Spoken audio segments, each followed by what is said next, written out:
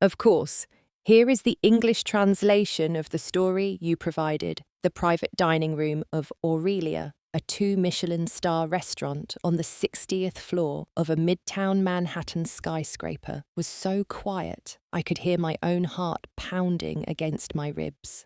15 pairs of eyes were fixed on me, silver forks, hovering mid-air, half-finished conversations dissolving into the still suffocating air. Outside, the New York skyline glittered like a carpet of diamonds, but in here, my world had just shattered. My mother, Eleanor, remained standing, elegant, in the designer navy silk dress I had helped her choose. She held her crystal wine glass aloft, the ruby-red liquid shimmering under the brilliant chandelier. At 60, she was still a paragon of perfection and power, a partner at one of the city's most prestigious law firms, with a meticulously coiffed blonde bob and an icy, authoritative demeanour that had become her trademark. "The greatest birthday gift," she repeated, her clear, sharp voice slicing through the silence, "would be for Ava to finally get out of my life." No one moved. I felt the blood rush to my face, a hot, shameful flush spreading through my body. I sat there pinned to the velvet upholstered chair by her gaze and her cruel words. She continued, seemingly unbothered by the horror she had just unleashed, her voice as measured as if she were presenting a case in court. "For 36 years, I have watched her make one disappointing choice after another. Her little boutique architecture firm that barely stays afloat, her inability to find a decent husband or provide me with grandchildren, the way she continues to lean on me both financially and emotionally instead of standing on her own 2 feet like a real adult." Every word was a knife twisting into insecurities I had tried to hide for years. I couldn't breathe. I couldn't move. I could only sit there, crucified by her gaze, while she systematically dismantled my entire existence in front of our family, her closest friends, and her powerful colleagues. Catherine, her best friend from law school, tried to break the tension with a forced laugh. "Oh, Eleanor, you don't mean that. You've just had a little too much wine." My mother took a slow sip of her wine, her eyes never leaving mine. "I have never been more serious in my life. Sometimes the truth needs to be said. I have carried this burden for far too long." The temperature in the room seemed to drop 20 degrees. Guests shifted uncomfortably in their seats, avoiding eye contact with both of us. The waiter, who had been approaching with coffee, hastily retreated. The beautiful birthday cake I had custom ordered from a renowned French patisserie, a work of art in chocolate and gold leaf, sat forgotten on its silver trolley. I had spent months planning this perfect celebration. I wanted everything to be special, partly because I genuinely hoped to please her, and partly because I still clung to the childish fantasy that if I did everything right, maybe she would finally accept me. I had booked the private room at Aurelia, the one she always bragged about to her friends. I had personally selected the menu, ensuring all her favourites were served: fresh Long Island oysters, seared foie gras with a fig reduction, and a magnificent beef Wellington. As for the gift, I had saved for nearly a year to buy it. It was a privately commissioned oil painting from a well-known artist, a portrait of our family home in Westchester, the house my father David had designed and built himself. The painting cost $15,000 money I had been saving for a down payment on my own apartment, but I had convinced myself the sacrifice was worth it if it could somehow bridge the chasm between us. I had wrapped it in silk paper and a custom-made box, along with a handwritten card telling her how much she meant to me. Now, all that effort felt foolish, meaningless. The evening disintegrated after that. Guests made awkward excuses to leave early. The restaurant staff hurriedly boxed up the uneaten cake and brought out coats. No one knew what to say to me. A few gave my hand a brief squeeze or a sympathetic pat on the shoulder as they left, their eyes filled with a pity I couldn't bear. Within 30 minutes, the private dining room, once filled with laughter and congratulations, was nearly empty. It was just me, my mother, and the heavy silence. The car ride home was in complete silence. She sat in the passenger seat, occasionally checking her phone, as if nothing out of the ordinary had happened. I gripped the steering wheel so tightly, my knuckles turned white, focusing all my energy on getting us home without breaking down. The Sawmill River Parkway had never seemed so long or so dark. When we arrived at the house in Scarsdale, she went straight to her bedroom without another word, leaving me alone in the vast kitchen with the remains of the birthday cake and the weight of her public rejection crushing my chest. I stood there in the kitchen my father had designed with such love, looking out at the garden where he had planted an oak tree the day I was born. This house was filled with memories, both good and painful. My father's laughter seemed to still echo in these halls, but it was always drowned out by my mother's constant criticism. Sleep eluded me that night. I lay in my childhood bedroom, staring at the ceiling, my mother's words replaying in my mind like an endless loop. As the first rays of dawn crept through the window, a cold, hard clarity began to form within me. Hope was dead. The illusion of winning her approval was shattered. For 36 years, I had lived in her shadow, trying to bend myself into the person she wanted me to be, only to realize it was impossible. She didn't want me to be better. She simply didn't want me. She had asked for a gift. She had made it clear in front of everyone that the greatest gift would be for me to get out of her life.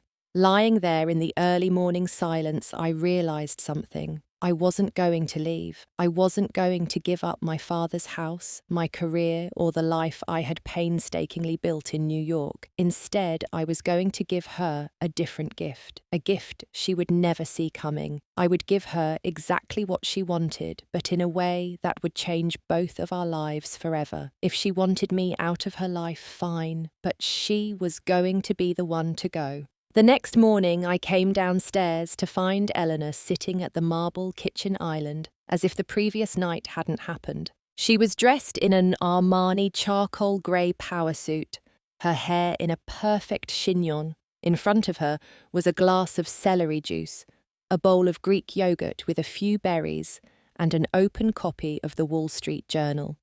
The smell of freshly brewed coffee, an unvarying part of her daily ritual, hung in the air. I stood in the doorway, waiting for an acknowledgement, an explanation, or even a bitter apology. Anything to break the tense charade. "Is the coffee made?" she asked, not looking up from her paper.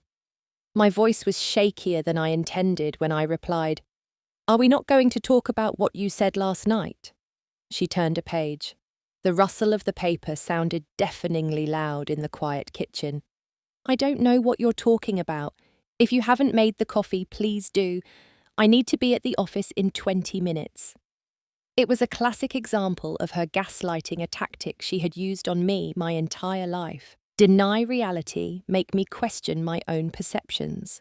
It almost made me laugh, but a cold sense of despair snuffed it out. Instead, an icy rage began to form in my veins. I turned and left the house without another word. I got into my old Audi, the one my father had bought me for college, and just drove. I drove through the tree-lined streets of Scarsdale, past the multi-million-dollar Tudor homes and colonial mansions, feeling like a stranger in the very world I had grown up in. Eventually, instinct led me to the one place I knew I would find safety and clarity. I drove south toward the city, and an hour later, I was parked outside a brownstone in Brooklyn Heights. Chloe and I had been best friends since our days at the Rhode Island School of Design. She had witnessed Eleanor's behavior firsthand for years and had always been a safe harbor whenever things at home became unbearable. She was also a family law attorney, a fact that would prove invaluable in the weeks to come.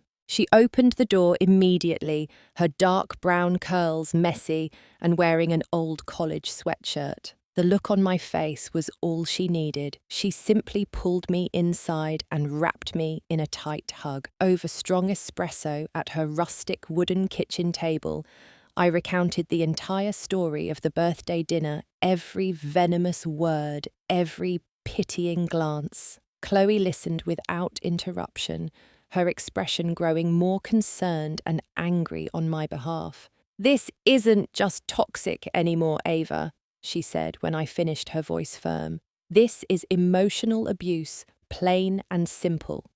And it's time for you to get out." "I know," I admitted, my voice hoarse. "I've known for a long time, but the house your father left to both of you." Chloe reminded me, her gaze sharp. "The one that, according to the documents you showed me last year, becomes solely yours if one of you chooses to permanently leave." She was right.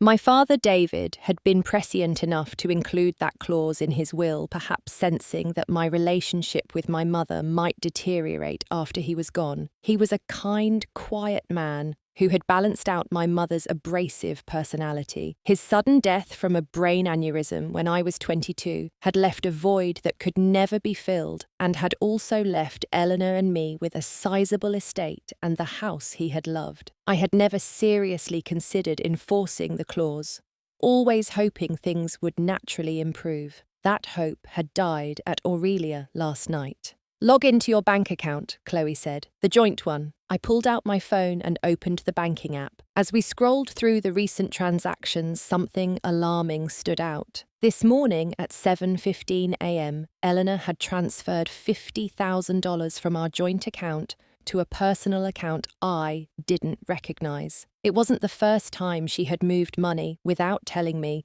but it was the largest sum by far. "She's preparing for something," Chloe said definitively. "This is not a coincidence." As we talked more, a plan began to form, a bold and terrifying plan. Eleanor had made it clear she wanted me out of her life, but legally, financially, and morally, I was not the one who should leave. The house was partly mine by inheritance. My business was based in New York. My small but close circle of friends was here. "You don't have to be the one to go," Chloe said, echoing my thoughts. "She said she wants you gone. Fine, but that doesn't mean you have to go anywhere. Maybe it's time she experienced the consequences of her own words." With Chloe's help, I began to see that I had options. I didn't have to keep accepting Eleanor's abuse. I didn't have to keep hoping for an approval that would never come. I could stand up for myself, enforce boundaries, and reclaim the life and the home that were rightfully mine. By the time I left Chloe's apartment that afternoon, my decision was made. My mother had asked for a birthday gift, the gift of my absence from her life. Instead, I was going to give her something else entirely. I was going to give her a taste of what she had given me for 36 years, the feeling of having everything you value controlled by someone else. A storm was coming, and for once, I wasn't going to be the one running from it. I was going to be the storm. For the next 3 days, I operated with a cold focus I didn't know I possessed. The pain and humiliation were still there, simmering beneath the surface, but they were channeled into a clear objective. With Chloe guiding me over the phone and via email, I began gathering every legal document related to the house and my father's estate. I spent hours in his office, a room Eleanor rarely entered, which was covered in a thin layer of dust. I carefully retrieved the original will, the house deed insurance policies, tax records, and utility bills going back years. Everything was meticulously organized in his oak filing cabinet, a testament to the careful man I missed so deeply. Chloe had advised me to have everything in hand before making any moves, and I was determined to be thorough. The next step was more decisive. I hired James Davies, a private investigator Chloe recommended. He was an older, discreet and efficient man who specialized in familial financial fraud. I needed to know exactly what assets we shared, what was solely mine, and what Eleanor might have been hiding over the years. Within a week, what Davies uncovered was far worse than I had anticipated. He produced documentation showing that Eleanor had siphoned over $280,000 from our joint accounts in the past 5 years. The money, a large portion of which was my inheritance from my father, had been taken without my knowledge or consent. She had used it to invest in a secret stock portfolio, take lavish trips she claimed were company-sponsored, and renovate her master bedroom and bathroom without ever consulting me. Armed with this information, I drove to the Chase Bank branch in downtown White Plains. This time, Chloe came with me as my legal representative. We sat in the office of the branch manager, a woman named Mrs. Chen. I calmly explained the situation, presenting the evidence of the unauthorized withdrawals and my joint ownership of the funds. Mrs. Chen was sympathetic, especially after Chloe pointed out the potential legal ramifications for the bank if they continued to allow unauthorized access to inherited funds. The joint account was frozen immediately. Then right there, I opened a new account solely in my name and redirected all the income from my architecture firm into it. For the first time in my adult life, I had finances that were completely under my control. The feeling of freedom was both exhilarating and terrifying. Eleanor's reaction was swift and furious. She called my cell phone 17 times in a row. When she discovered she couldn't access the joint account, I let every call go to voicemail, listening later to her increasingly enraged messages. "What the hell do you think you're doing?" she demanded. In the first one, her voice clipped. By the 10th, she was threatening legal action, talking about ruining me. By the 15th, her tone had shifted to one of wounded victimhood, a familiar tactic. "How could you do this to your own mother after everything I've sacrificed for you?" The manipulation was so transparent now that I could see it, but hearing it still made something in my chest clench. I waited until I knew Eleanor would be at her office the next day. Then I called a locksmith and had all the locks on the house changed. The locksmith was initially hesitant when I explained the situation, but the property deed with my name on it and the documented history of financial abuse were enough to convince him to proceed. While he worked, I had a security company install surveillance cameras covering the entire exterior of the house. If Eleanor tried to break in or damage property, I wanted it on record. The security technician helped me set up alerts that would ping my phone if anyone approached the house. Chloe came over that evening to help me prepare for the inevitable confrontation. We went over possible scenarios, practiced what I would say, and reviewed the legal documents one more time. "Remember," Chloe said before she left, putting a hand on my shoulder, "you are not doing anything wrong. You are not being cruel. You are setting healthy boundaries with a person who has consistently violated them. This isn't revenge, it's protection." At 6:15 p.m. that evening, I heard the familiar sound of a car in the driveway. Through the newly installed security camera feed on my phone, I watched Eleanor step out of her Mercedes, carrying shopping bags from Bergdorf Goodman, clearly oblivious to what awaited her. My heart pounded as she put her key in the lock, then tried it again when it didn't work. The confusion on her face quickly turned to irritation. I took a deep breath and walked to the living room window, standing where she could see me. She saw me, and her expression shifted from irritation to fury as the truth began to dawn on her. She started banging on the thick oak door, her voice carrying clearly through the wood. "Ava, open this door this instant." "What have you done to the locks?" I spoke through the door, keeping my voice as calm and steady as Chloe and I had practiced. "The locks have been changed, Mother. Your key will no longer work." "This is my house," she shrieked, her face flushed with rage. "You can't lock me out of my own home. I'll call the police." "It is legally my house too," I responded, my voice firmer than I felt. "And I have documentation of financial abuse that gives me the right to protect it. Go ahead and call the police if you want. In fact, I already have." It was true. On Chloe's advice, I had contacted the Scarsdale Police Department beforehand, explained the situation, and asked them to make a note in their system that there might be a call from my address. I had spoken to a sympathetic officer who was well versed in domestic disputes and assured me they would respond appropriately if called. The confrontation had begun. This time, It was on my terms. Eleanor did call the police, just as I had anticipated. 20 minutes later, a Scarsdale Police Department patrol car pulled up our cobblestone driveway. 2 officers emerged, an older, weary-looking man and a younger woman with a wary expression. As they approached, Eleanor began her performance. She transformed into a distraught victim, her eyes welling with tears, her voice trembling with manufactured shock and grief.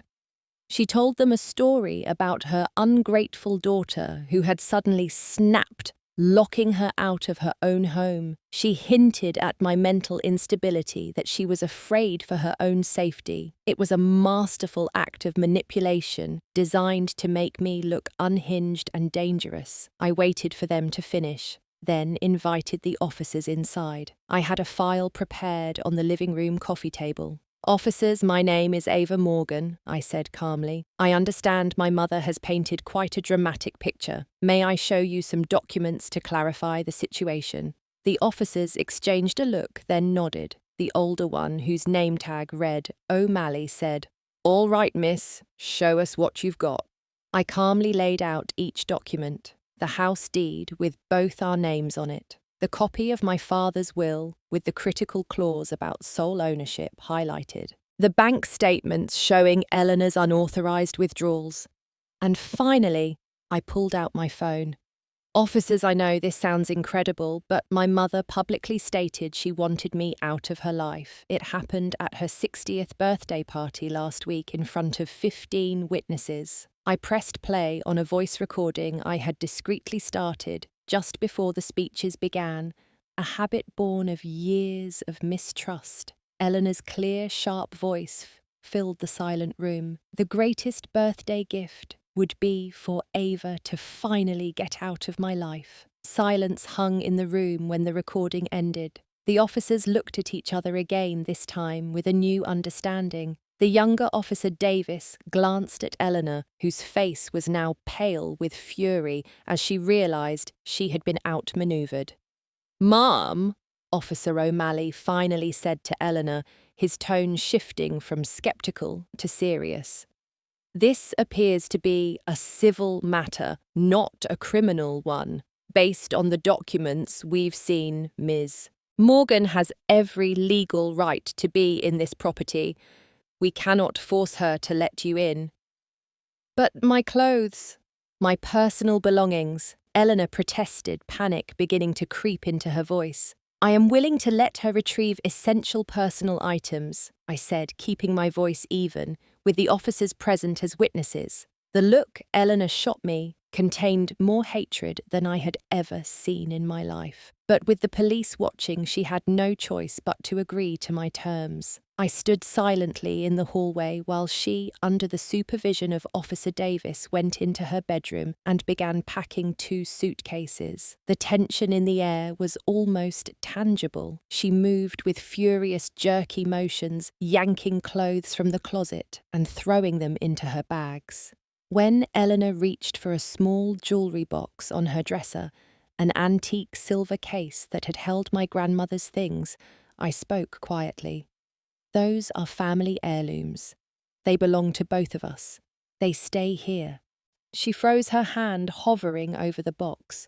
For a tense moment, I thought she would make a scene, but then she glanced at Officer Davis standing in the doorway, and slowly she withdrew her hand. As she was ready to leave, Eleanor abruptly changed tactics. The anger vanished from her face, replaced by an expression of wounded hurt I had seen so many times before. Her eyes filled with tears as she turned to me. "How could you do this to me?" she asked, her voice breaking. "After everything I've sacrificed for you, I gave you everything, Ava, everything. In the past, this performance would have worked. I would have crumbled under the weight of guilt, apologized, and given in to whatever she wanted. But now I remembered her words at the restaurant, spoken with clarity and intention in front of witnesses. The greatest birthday gift would be for me to get out of her life. "I'm giving you what you asked for," I said quietly. "You wanted me out of your life. Instead, I'm removing you from mine. From now on, you can contact me through Chloe. She will handle all communications as my lawyer." The officers escorted Eleanor to her car. Through the window, I watched her drive away, her taillights disappearing down the road. For the first time in my adult life, I was truly alone in my own home. The silence descended around me. It was both a blessing and a challenge. What would I do with this newfound freedom? Who would I become without the constant weight of her judgment I didn't know yet? But finally, I was free to find out. This house wasn't hers anymore. It was mine, and the battle had only just begun. The silence in the house lasted less than 24 hours. Eleanor had checked into a suite at the Ritz-Carlton in White Plains, a fact I learned from her sister, my Aunt Susan, who called from Chicago the next day to berate me for throwing my mother out on the street. I calmly listened to Susan's accusations, then explained exactly what had happened at the birthday dinner and in the years leading up to it. I sent her the audio recording of Eleanor's speech. Susan's tone softened somewhat, but family loyalty ran deep. She ended the call by saying she hoped I would come to my senses soon. Within days, I discovered that Eleanor had launched a systematic campaign to destroy my reputation and pressure me into backing down. She contacted extended family members, mutual friends, and even some of my clients, spinning tales of my mental breakdown and how I had viciously evicted her from her home. In her telling, I had become unstable, possibly due to substance abuse or a personality disorder, and had fabricated accusations against her to seize the house. Several relatives called to express their concern for my mental health. My cousin Thomas, with whom I had always been close, asked if I needed to talk to someone.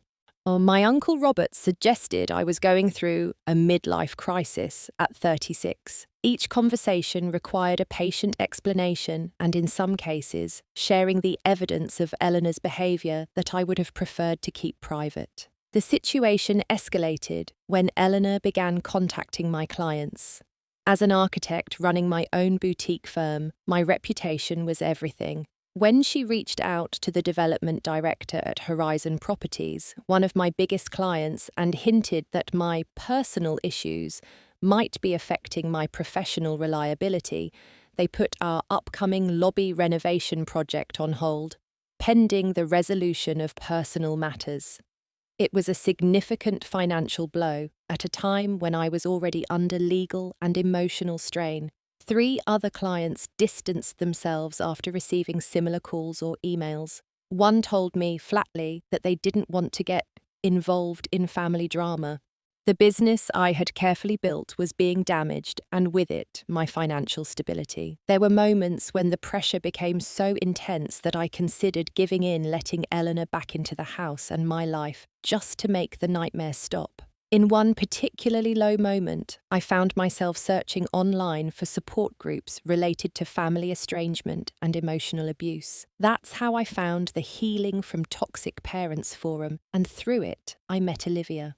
Olivia, a graphic designer living in Portland, Oregon, had gone through a similar situation with her father 3 years prior. She understood exactly what I was experiencing. Our first video call lasted 4 hours. Olivia listened, validated my experiences, and offered practical advice based on her own journey. "The smear campaign is classic," she told me. "My dad did the same thing. He contacted my boss, my friends, even my dentist. It feels like your whole world is collapsing, but I promise you it gets better. The people who really matter will eventually see the truth." It was Olivia who recommended Dr. Margaret Winters, a psychologist specializing in family trauma and emotional abuse.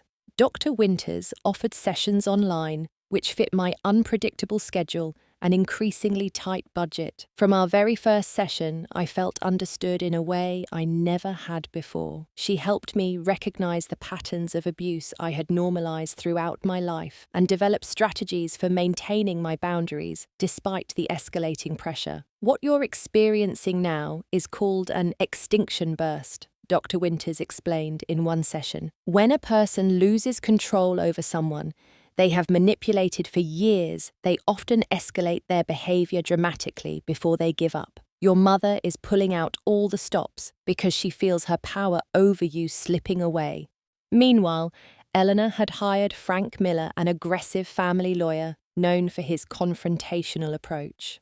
Chloe received a lengthy letter detailing Eleanor's intent to sue me for wrongful eviction, emotional distress, and financial damages. The letter painted Eleanor as a devoted mother, blindsided by her daughter's irrational behavior, and demanded she be reinstated in the home immediately. Chloe assured me the claims were legally baseless, but it would still cost time and money to respond. We filed a detailed reply attaching the proof of Eleanor's financial malfeasance and emotional abuse. The legal back and forth added another layer of stress to an already difficult situation. And then James Davies, the private investigator, made a crucial discovery. Eleanor had another secret bank account, a Swiss account containing over $500,000. Based on the transfer dates, much of it appeared to be money she had been slowly moving from our joint accounts for over a decade. "This changes everything," Chloe said as we reviewed the findings. "This isn't just a few questionable withdrawals. This is systematic theft of your inheritance. We have grounds for a serious countersuit." Just as we were preparing to use this new information, Eleanor escalated again, and this time she crossed a line from which there was no turning back. Eleanor's next escalation wasn't a phone call or an email. It was in person and in public. I had an important meeting at a co-working space in Soho where I rented conference rooms by the hour to meet with high-end clients. I was presenting preliminary designs for a luxury penthouse project to a wealthy couple, the Davenports. We were in the middle of discussing marble options when the frosted glass door to the conference room was suddenly pushed open. Eleanor stood there. She wasn't wearing her usual power suit. Instead, she was dressed in a worn-out cardigan, her hair was dishevelled, and her eyes were red-rimmed. She looked wild and desperate, a carefully calculated image designed to cause maximum chaos. "Ava!" she cried, her voice echoing through the otherwise quiet co-working space. Heads popped up over cubicle walls. "You can't hide from me forever. We need to talk." I shot to my feet, my face draining of colour from shock and fury. "Mother, what are you doing here? This is my workplace." "Your workplace," she scoffed, stalking into the room. The Davenports stared their mouths agape. "Where you spend my money to pursue your little hobby. You stole my house, you stole my money, and now you pretend to be a successful businesswoman." She turned to the Davenports, crocodile tears beginning to stream down her cheeks. "Please forgive my daughter. She's not well. She's done terrible things, unimaginable things. I'm just so worried about her." The humiliation was searing. This wasn't just an attempt to embarrass me. It was a targeted assault on my livelihood. "Mother, please stop," I said through gritted teeth, trying to maintain my composure. "You need to leave. Now." "I'm not going anywhere until you listen to me," she shrieked, the desperation in her voice now sounding more genuine. "You're tearing our family apart." By then, building security summoned by the receptionist had arrived. Two large men approached Eleanor cautiously. "Ma'am, we've had a complaint. You're going to have to come with us," one of them said. When they touched her arm, Eleanor fought back. She screamed, accusing them of assault and yelling at me for calling goons to attack her own mother. She made a chaotic scene in the lobby, and they eventually had to forcibly escort her from the building while she was still shouting accusations in my direction. I stood there trembling in front of my horrified clients. The meeting was over. That evening, I received an email from Mr. Davenport's assistant politely informing me that they had decided to go in a different direction with their project. It was the final straw. That night, after talking it through with Chloe and Dr. Winters, I did something I would have found unimaginable just a few weeks earlier. I filed for a temporary restraining order against my own mother. The file was extensive, the financial documents, the audio recording from the birthday dinner witness statements from the co-working space incident, and a professional assessment from Dr. Winters on the pattern of emotional abuse. The judge granted it, barring Eleanor from coming within 500 feet of me, my home, or my place of work, and prohibiting any form of contact. When Eleanor was served with the order, she violated it almost immediately. She called me despite the explicit no-contact rule. I didn't answer, but saved the voicemail. Her voice swung between furious rage and tearful pleading. "You will regret this," she said at one point, her voice cold as ice. "No one treats me this way and gets away with it. I made you, and I can just as easily destroy you." The threat, raw and venomous, hung in the air. When I played the recording for Dr. Winters, she helped me see it for what it was. "That is the ultimate confirmation that you made the right decision," she said. "Those are not the words of a loving mother concerned for her daughter's well-being. Those are the words of someone who sees you as a possession, not a person." As difficult as this period was, it was also clarifying. Every one of Eleanor's escalations stripped away another layer of doubt, another whisper of guilt. The mother I had spent my life trying to please, whose approval I had so desperately craved, didn't exist. The real Eleanor was a person who would rather destroy me than see me establish my independence. Understanding that truth was painful, but it was also the first step toward real freedom. Our court hearing for the restraining order was set for 3 weeks' time. The final battle was approaching, and this time it would be in a courtroom. The court date was set for a gloomy October morning. The air outside the county courthouse in White Plains was damp and cold, mirroring the anxiety churning in my stomach. In the 3 weeks since the temporary restraining order was granted, I had focused on rebuilding what Eleanor had tried to destroy. I had personally reached out to clients explaining the situation as briefly and professionally as possible. Some were understanding, others remained hesitant. I took on smaller projects to keep cash flowing and worked longer hours to prove my reliability. Chloe had prepared me thoroughly for the hearing. We organised all our documentation, chronologically practised my testimony, and discussed potential questions from Eleanor's lawyer, Frank Miller. She brought in a colleague who specialised in financial abuse cases to bolster our approach. The goal was not only to make the restraining order permanent, but to legally establish my right to the house and demand restitution for the embezzled funds. On the morning of the hearing, I arrived at the courthouse an hour early, dressed in a conservative navy suit. Chloe had advised me to project calm and professionalism, no matter what tactics Eleanor and her lawyer might employ. Inside, I was a wreck of nerves, but I was determined to present a composed exterior. When Eleanor walked in with Frank Miller, I almost didn't recognise her. Gone was the perfectly dressed, powerful attorney. In her place was a woman who looked frail in a modest grey wool dress with minimal makeup and her hair in a simple bun. She walked slowly, leaning slightly on Miller's arm, as if for support. It was a masterclass in performative vulnerability, designed to contrast perfectly with the aggressive daughter narrative they were pushing. Judge Moore, a woman in her 60s with sharp eyes and a reputation for being unsentimental, presided over our case. She reviewed the submitted documents intently before inviting Miller to present Eleanor's side first. Miller painted a heart-wrenching picture of a devoted mother blindsided by her daughter's inexplicable betrayal. In his telling, Eleanor had sacrificed everything for me, supported my fanciful artistic notions, despite financial hardship, and maintained a home for me well into my 36th year.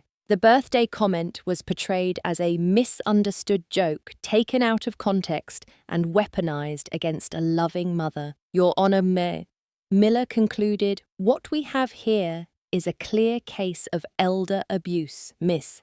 Morgan has forcibly evicted her 60-year-old mother from her home, cut off her access to joint funds to which she was the primary contributor, and fabricated claims of abuse to justify this unconscionable behaviour. When it was Chloe's turn, she methodically dismantled this narrative. She presented the house deed and my father's will. She played the unedited audio of the birthday speech, which made it clear Eleanor's statement was no joke. The bank records, laid out in easy-to-understand charts, showed a pattern of Eleanor systematically moving money from our joint accounts to her secret ones, including the Swiss account, over many years. James Davies, the investigator, gave testimony about his findings. Dr. Margaret Winters provided expert testimony on the psychological impact of long-term emotional abuse and financial control, explaining how Eleanor's behaviour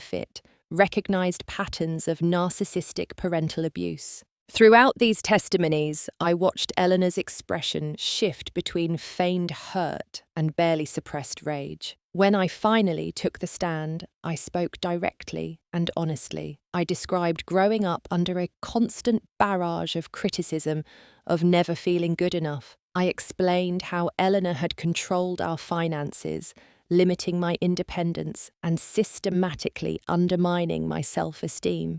I recounted the incident at the co-working space. Throughout my testimony, I maintained eye contact with Judge Moore, speaking with the clarity that comes from finally acknowledging painful truths. Eleanor's composure finally cracked during Miller's cross-examination of me. Despite his attempts to stay in control, she kept interrupting. "You were always so difficult," she snapped at one point. "Always so sensitive, taking everything personally. Mrs. Spencer," Judge Moore warned, "please let your counsel conduct the cross-examination." But Eleanor continued, her voice rising. "I gave you everything, a house and education support for your little architecture firm, and this is how you repay me, by humiliating me in court with these lies." "They aren't lies," I said quietly. "They are the truth. I've been afraid to speak for 36 years. "You were always a disappointment," Eleanor hissed, ignoring Miller's attempts to quiet her. "Just like your father. Weak. Pathetic. I did the best I could with what I was given." Her outburst accomplished what hours of testimony might not have. Judge Moore's expression hardened as she witnessed firsthand the contempt Eleanor barely concealed beneath her victim facade. After a short recess during which Miller could be seen desperately trying to calm his client, the judge delivered her ruling.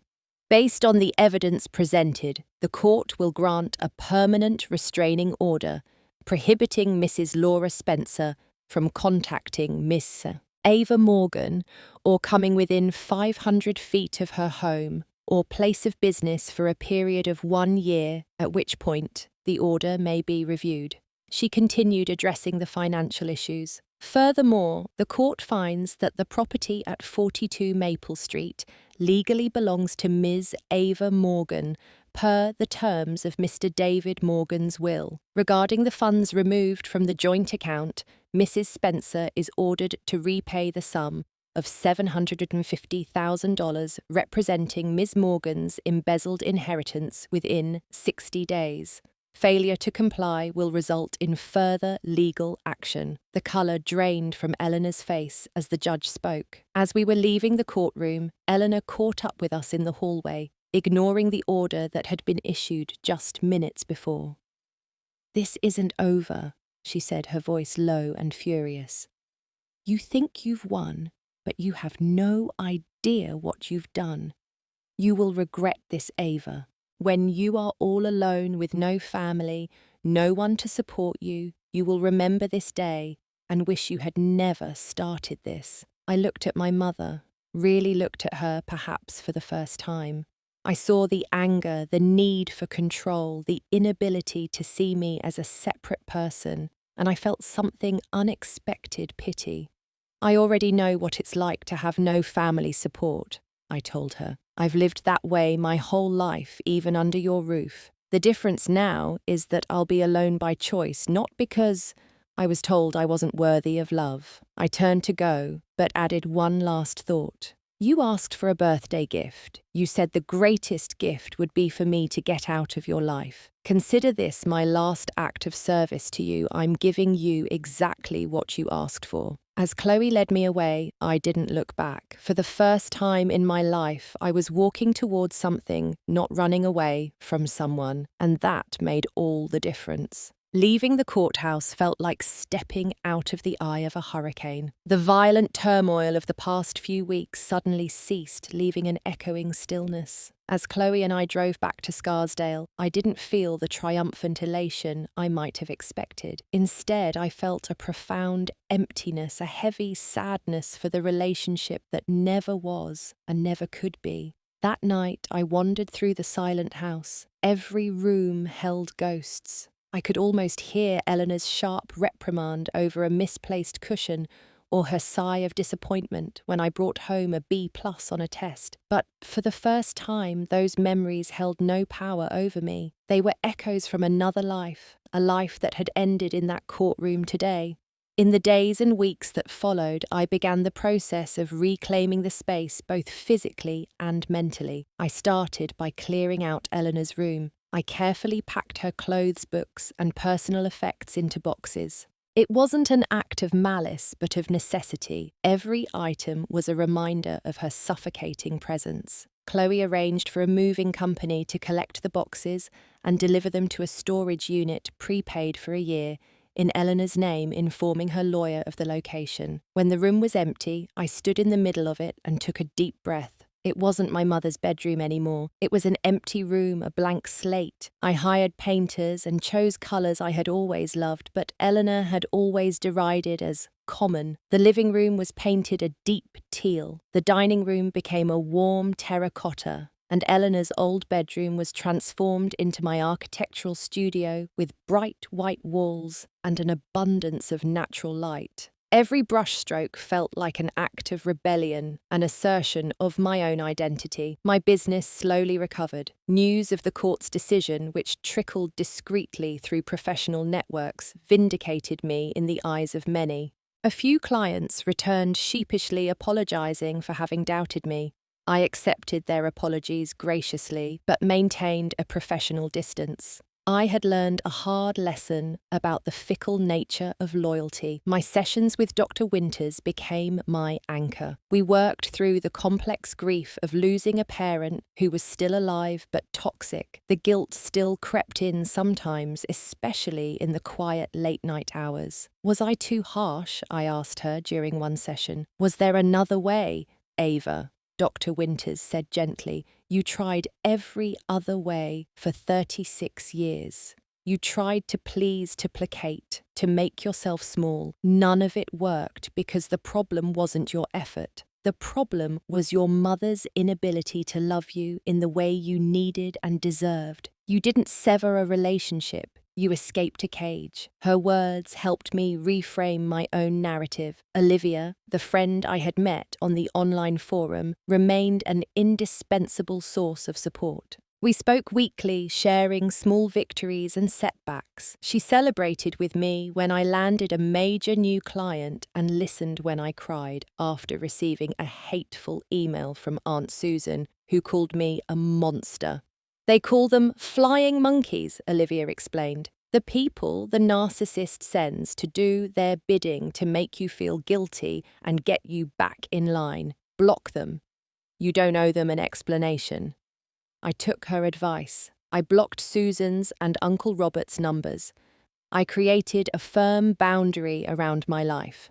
6 weeks after the court date, Chloe called me. The money came through, she said. The full $750 and $1,000. It seems Miller advised her that an appeal was useless and non-compliance would only lead to more legal trouble. Looking at my bank account balance, I felt no joy. I just felt a sad finality. It wasn't winnings. It was restitution for years of control, for lost opportunities, for the inheritance my father had wanted me to have. That night, I sat in my new studio, looking out at the dark garden. For the first time, the house truly felt like my own. The silence was no longer echoing. It was peaceful. I had survived the storm. Now the question was, what would I build on this cleared ground? 18 months had passed since the day in court. The house on Maple Street still stood, but it had transformed along with me. The deep-coloured walls, the furniture that reflected my taste and not Eleanor's, and a light-filled studio where her master bedroom used to be all, were testaments to the new life I was building. The healing process wasn't a straight line. There would be weeks when I felt strong, free, and completely in control of my life. Then something small, a song on the radio, the scent of a perfume similar to Eleanor's, or the sight of a mother and daughter laughing together in a cafe, would send me into a spiral of sadness and self-doubt. Dr. Winters had taught me how to recognize these triggers and work through them. Healing isn't about erasing the scars, she often said. It's about learning to live with them, understanding they are part of your story, but they do not define you. I had thrown myself into my work. Morgan Design Architecture was thriving. I had hired 2 talented junior architects, and together we were taking on more ambitious projects. The work gave me a purpose and a creative outlet, but more importantly, it proved to myself that I could succeed on my own terms without Eleanor's help or her hindrance. My social life had slowly reconfigured. I had lost touch with many of the mutual family friends who had either taken Eleanor's side or simply didn't want to get involved. It was painful at first, but then I realized those relationships had been superficial, built on convenience and appearances rather than genuine connection. In their place, I had cultivated deeper relationships with a smaller group of people. Chloe remained my rock, the sister I never had. Olivia and I finally met in person when she flew to New York for work, and we had a weekend filled with laughter and heartfelt conversation. I had also befriended my next-door neighbours, the Millers, a retired couple who treated me with the warmth and kindness of surrogate grandparents. They formed what Dr. Winters called my family of choice, a support network built on mutual love and respect, not biological obligation. 8 months after the court case, I met Daniel. He was a landscape architect I collaborated with on a project. He was smart, talented, and had a calm presence that immediately put me at ease. Our relationship developed, slowly growing from professional respect into friendship, and then something more. When I finally worked up the courage to tell him the whole story about Eleanor, he listened without judgment. He didn't offer platitudes or try to fix it. He just listened, and when I was done, he said, "Thank you for trusting me with that. It must have been so hard." Daniel's own father had been controlling, though not to the same extreme as Eleanor. "I understand what it's like to always be on guard," he told me one evening, "always waiting for the criticism, always feeling like you have to prove your worth." That shared understanding created a deep bond between us. For the first time, I was in a healthy relationship built on equality and open communication. Daniel respected my independence while offering support when needed. He understood when certain interactions triggered old insecurities and helped me separate present reality from past conditioning. As for Eleanor, I had maintained the boundary of no contact. She had appealed the court's decision as threatened, but the appeal was dismissed based on the overwhelming evidence presented at the original hearing. From what I heard indirectly through a distant cousin who still occasionally reached out, Eleanor had moved to Florida to be near Aunt Susan. She remained adamant that she was the victim in our story, never acknowledging her role in the breakdown of our relationship. Occasionally, she would still send an email violating the restraining order. Some were filled with rage, blaming me for her move and the damage to her reputation. Others were attempts at guilt-tripping, detailing health problems, or financial struggles. Previously, these messages would have sent me into an emotional tailspin for days. Now, I simply forwarded them to Chloe without reading past the subject line and went about my day unshaken. The most profound lesson I had learned through this painful journey was about the nature of love itself. Real love, parental or otherwise, isn't about control or molding someone to fit your expectations.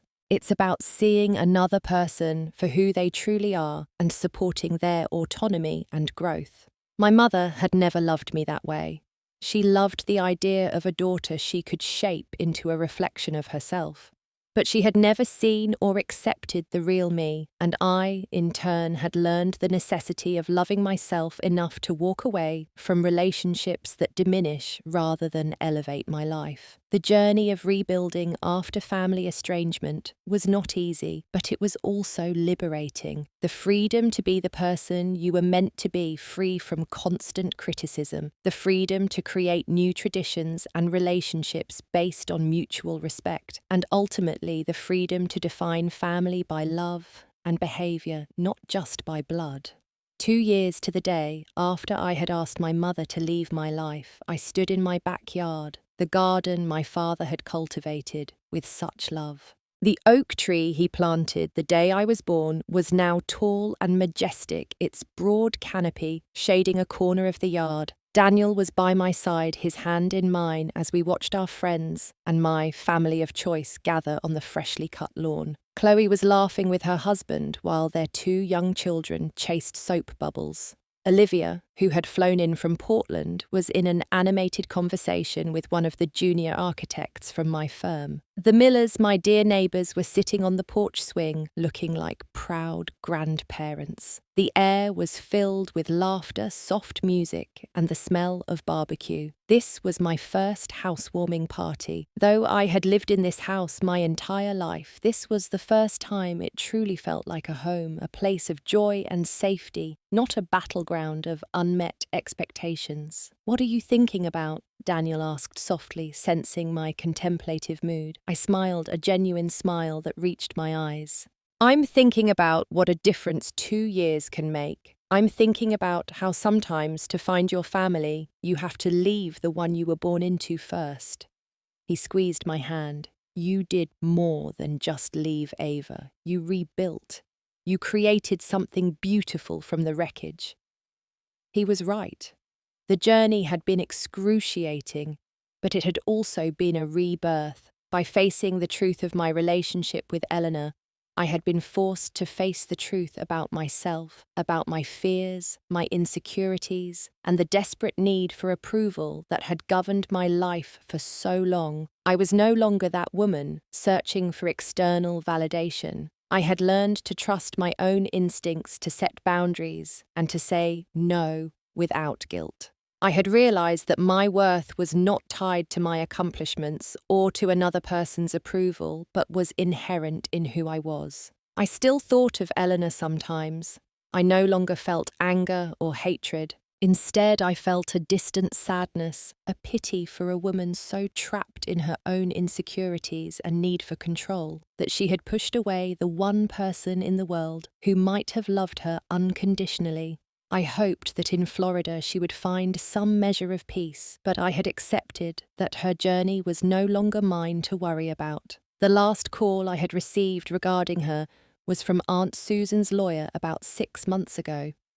He informed me that Eleanor had changed her will, cutting me out completely and leaving everything to her sister. I simply told him, "I understand," and hung up. Her assets were no longer something that could hold or hurt me. The real inheritance I cared about was my father's, his legacy of kindness, integrity, and the ability to build something that lasts. As the sun began to set, painting the sky in brilliant shades of orange and purple, I looked around at the beloved faces gathered in my garden.